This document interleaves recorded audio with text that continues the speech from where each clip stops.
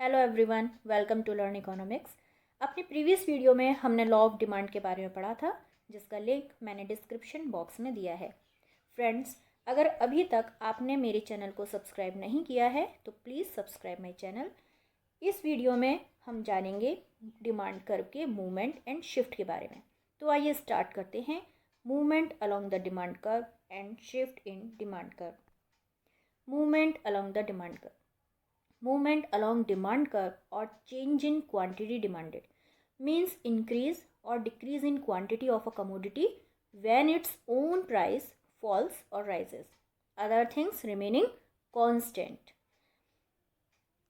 अन्य बातों के समान रहने पर किसी भी कमोडिटी के प्राइस के राइज या फॉल होने के कारण कमोडिटी की मांगी जाने वाली मात्रा का इंक्रीज या डिक्रीज होना movement along the demand curve कहलाता है।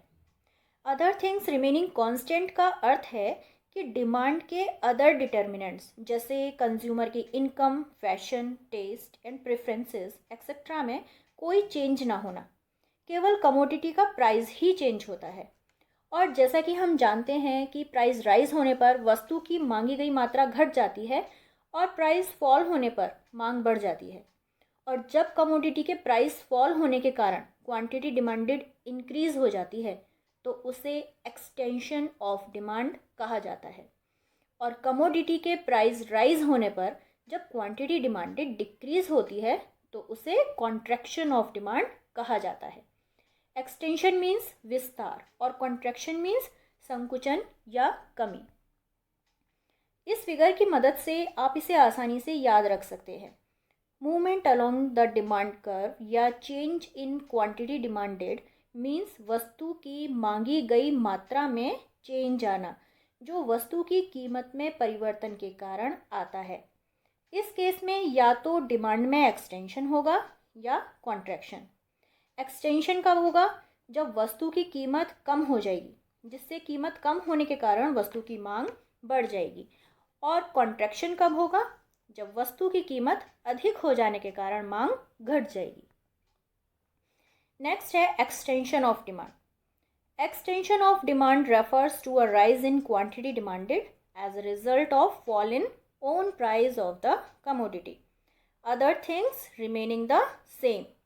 मीन्स डिमांड के अदर डिटर्मिनेंट्स या अदर फैक्टर्स कांस्टेंट रहें और कमोडिटी के प्राइस फॉल होने की वजह से जो क्वांटिटी डिमांडेड राइज होती है उसे एक्सटेंशन ऑफ डिमांड कहते हैं, जिसे हम इस टेबल व डायग्राम की मदद से समझ सकते हैं। टेबल में आप देख सकते हैं कि ब्रेड के प्राइस जब 3 रुपीज़ थे तब 1 यूनिट की डिमांड की जा रही थी। प्राइस फॉल होने के कारण जब प्राइस 1 रुपीज़ हो गए तब क्वांटिटी डिमांडेड इंक्रीज होकर 3 यूनिट्स हो जाती है। डायग्राम में ओ वाई एक्सिस पर प्राइस और ओ एक्स एक्सिस पर क्वांटिटी डिमांडेड दी गई है। पहले प्राइस 3 रुपीज़ थे, जिस पर क्वांटिटी डिमांडेड कितनी है? 1 यूनिट। तथा प्राइस फॉल होने पर क्वांटिटी डिमांडेड अब कितनी हो गई? 3 यूनिट्स हो जाती है। यहाँ ए बी कर्व जो है वो एक्सटेंशन ऑफ डिमांड को शो करता है। नेक्स्ट है contraction of demand. Contraction of demand refers to a fall in quantity demanded as a result of rise in own price of the commodity, other things remaining the same। other factors constant रहने पर जब commodity के own price rise होते हैं तो quantity demanded घट जाती है, जिसे contraction of demand कहते हैं। इसे हम इस टेबल व डायग्राम की मदद से समझ सकते हैं। जब ब्रेड के प्राइस 1 रुपीज़ थे तो 3 यूनिट डिमांड की जाती है और ब्रेड के प्राइस राइज होकर जब 3 रुपीज़ हो जाते हैं तब 1 ही यूनिट डिमांड की जाती है। आप डायग्राम में भी देख सकते हैं कि यहाँ जो क्वांटिटी डिमांडेड की जा रही है प्राइस राइज होने पर उसका कॉन्ट्रैक्शन हो गया। तो B A demand curve contraction of demand को शो करता है। नेक्स्ट है shift in demand curve. Friends, अभी हमने movement along the demand curve या चेंज इन क्वांटिटी डिमांडेड के बारे में जाना। अब हम शिफ्ट इन डिमांड कर्व के बारे में जानेंगे। इस केस में पूरा का पूरा डिमांड कर्व ही राइटवर्ड या लेफ्टवर्ड शिफ्ट हो जाता है। ऐसा कमोडिटी के अदर फैक्टर्स या डिटर्मिनेंट में चेंज होने के कारण होता है। इसे change in the level of demand भी कह सकते हैं। जब इन फैक्टर्स में चेंज होने की वजह से डिमांड फॉल होती है तो डिक्रीज इन डिमांड, और जब डिमांड राइज होती है तो इंक्रीज इन डिमांड कहा जाता है।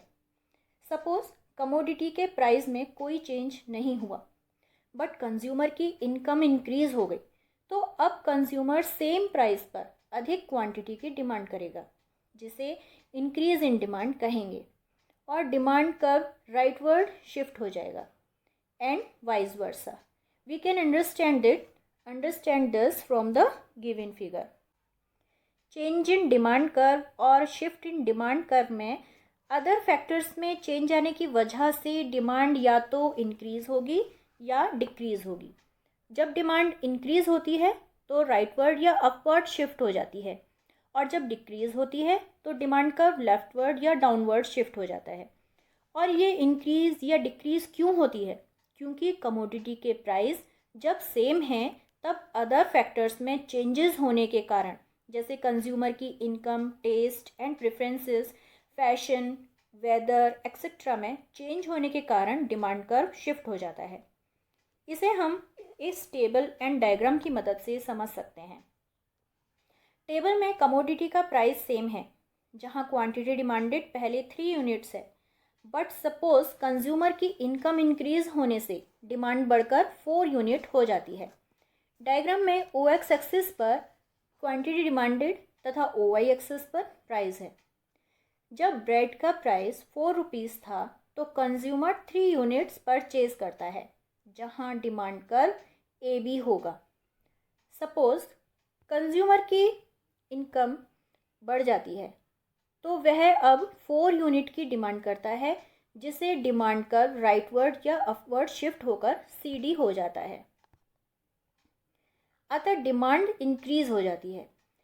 नेक्स्ट है डिक्रीज इन डिमांड कर्व। इसी प्रकार हम इसे समझ सकते हैं, प्राइस सेम है 4 रुपीज़, बट अदर फैक्टर्स में चेंजेस होने के कारण सपोज कंज्यूमर की इनकम बढ़ गई, तो जहां वो पहले 4 यूनिट्स परचेज कर रहा था वहीं अब 3 यूनिट्स को परचेज करेगा। डायग्राम में जब प्राइस 4 यूनिट था, 4 रुपीज़ था, तब क्वांटिटी डिमांडेड 4 यूनिट थी, जहां डिमांड कर्व ए बी है, तथा इनकम कम होने के कारण अब वह 3 यूनिट को ही परचेज करेगा, जिसके कारण डिमांड कर्व लेफ्टवर्ड शिफ्ट होकर सीडी हो जाता है। तो फ्रेंड्स, आज हमने डिमांड कर्व के मूवमेंट एंड शिफ्ट के बारे में जाना। यह ध्यान देने योग्य है कि मूवमेंट में अदर फैक्टर्स कांस्टेंट रहते हैं, ओनली कमोडिटी का प्राइस चेंज होने के कारण ही एक्सटेंशन या कॉन्ट्रैक्शन होता है, जबकि शिफ्ट में अदर फैक्टर्स में चेंजेस आने की वजह से डिमांड कर्व पूरा का पूरा राइटवर्ड या लेफ्टवर्ड शिफ्ट हो जाता है। जब डिमांड इंक्रीज होगी तो राइटवर्ड, और जब डिक्रीज होगी तो लेफ्टवर्ड शिफ्ट हो जाता है। सो फ्रेंड्स, आज का वीडियो यहीं एंड होता है। Thank you so much. Please subscribe my channel and hit the bell icon for new notifications. Thank you.